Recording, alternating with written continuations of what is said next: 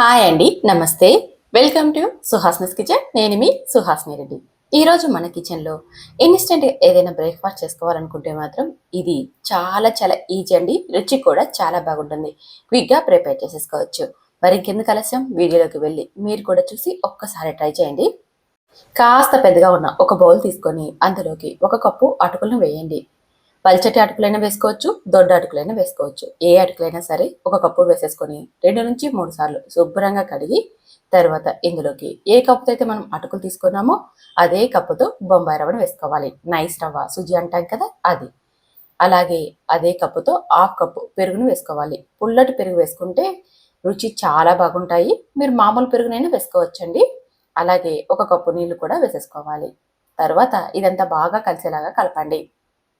ఇలా మొత్తం అంతా బాగా కలిసేలాగా కలిపి ఇప్పుడు మూత పెట్టి మనం 15 నిమిషాల పాటు పక్కన ఉంచేసేసుకోవాలి.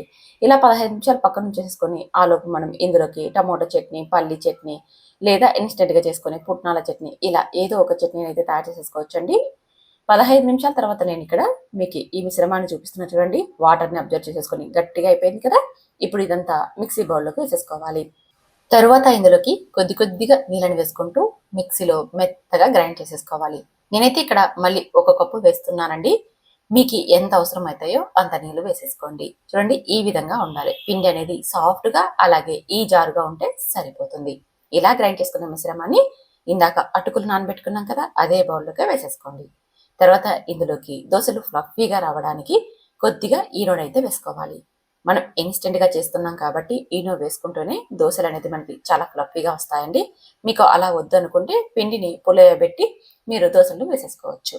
అలాగే రుచికి సరిపడ ఉప్పును కూడా వేసేసుకొని ఈ పిండి అంతా బాగా కలిసేలాగా కలపండి.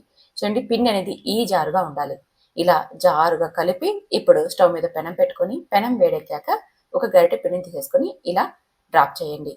మీరు పల్చటి దోశలు కావాలంటే పెనం అంతా కూడా ఎంత వీలైతే అంత పల్చగా స్ప్రెడ్ చేసేసేయండి. లేదు ఫ్లఫీగా రావాలి అంటే మాత్రం ఇక్కడ నేను వీడియోలో చూపించిన విధంగా ఇలా పిండిని డ్రాప్ చేసేసి అలా వదిలేసేసి మూత పెట్టి 5 నిమిషాల పాటు దోశని ఫ్రై అవ్వనివ్వండి.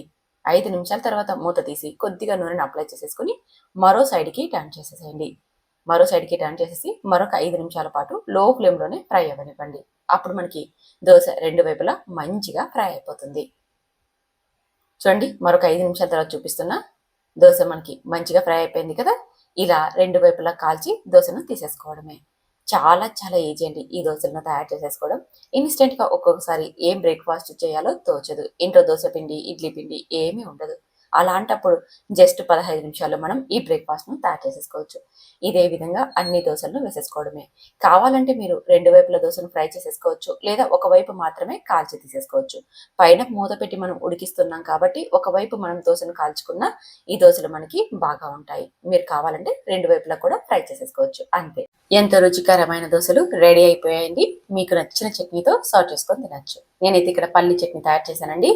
ఇది చాలా చాలా రుచిగా ఉంటుంది ఈ దోశల్లోకి. చూసారా, దోశలు ఎంత పలఫీగా ఉన్నాయో, చాలా రుచిగా కూడా ఉంటాయండి. ఇన్స్టెంట్గా చేసుకున్నా సరే రెగ్యులర్ దోశ కంటే కూడా చాలా రుచిగా ఉంటాయి. మరి మీరు ట్రై చేయండి. ఒక్కసారి ట్రై చేశాక మీకు ఎలా వచ్చాయో కామెంట్ చేయండి. నచ్చితే మాత్రం ఈ వీడియోని లైక్ చేయండి. అలాగే మీ ఫ్రెండ్స్ ఫ్యామిలీతో కూడా షేర్ చేయండి. Thank you for watching.